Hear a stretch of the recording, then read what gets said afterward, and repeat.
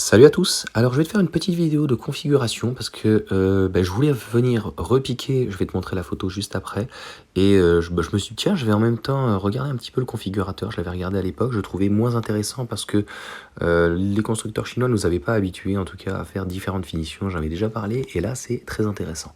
Alors, 7 secondes 3, 420 km WLTP, 16 kWh au 100, donc c'est plutôt pas mal le véhicule. Moi j'aime pas trop le style extérieur, je comprends en fait l'idée de BYD, je sais plus ce que ça représentait, c'était le dragon, et en tout cas donc l'intérieur, ça représente rien du tout, mais les guitares etc machin, ça manque je trouve un petit peu de sérieux. Tu me diras ce que t'en penses, les jantes sont intéressantes, c'est dommage, c'est dommage. Donc voilà, l'intérieur, tu me diras ce que tu en penses. Il y en a qui trouvent que c'est intéressant, que c'est joli même. Moi, voilà, c'est dommage. On sent que, en tout cas, au niveau du design, il faudrait qu'il se fasse, à mon sens, un petit peu conseiller parce que sinon, c'est très très très intéressant. Pareil, elle est proposée uniquement avec un seul moteur. Donc là, on voit bien le véhicule, donc la structure. Tu as le châssis qui est donc avec sa batterie. Alors bon, il y a un moteur à l'arrière, sauf que là pour le coup, il y a uniquement un moteur à l'avant et on est sur une vraie électrique en tout cas. Donc depuis 29 ans, c'est quand même un constructeur très sérieux qui fait des batteries donc comme ceci en lame et un moteur pareil, au-delà d'être efficient, qui tout est intégré. Donc on n'est pas largué en Europe ou en France, mais c'est du sérieux. Système de pompe à chaleur à haut rendement de série. Donc tout est relativement bien pensé sur ce véhicule. Un moteur de 150 kW, accélération 7 secondes 3. On pourra regretter, les charges malheureusement qui sont assez moyennes. Tu vois, donc le 30 à 80%, 29 minutes, c'est vraiment très moyen. Et que ça soit donc une propulsion, c'est un petit peu dommage au niveau des crash tests, au niveau de tout, ils sont vraiment très très bien.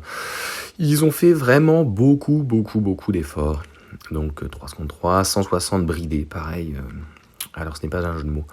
Jante 18 pouces, batterie Blade, voilà, de BYD, bien sûr. Donc voilà en tout cas pour ce véhicule. Et ce qui est très intéressant, c'est que là on retrouve vraiment BYD, un constructeur chinois, et pas encore un constructeur américain ou surtout européen. C'est-à-dire qu'on n'a plus que deux finitions. À un moment donné, il y en avait trois. La première finition est à 37 000, donc 38 000. Et la seconde n'est pas du tout délirante puisqu'elle est à 40 000.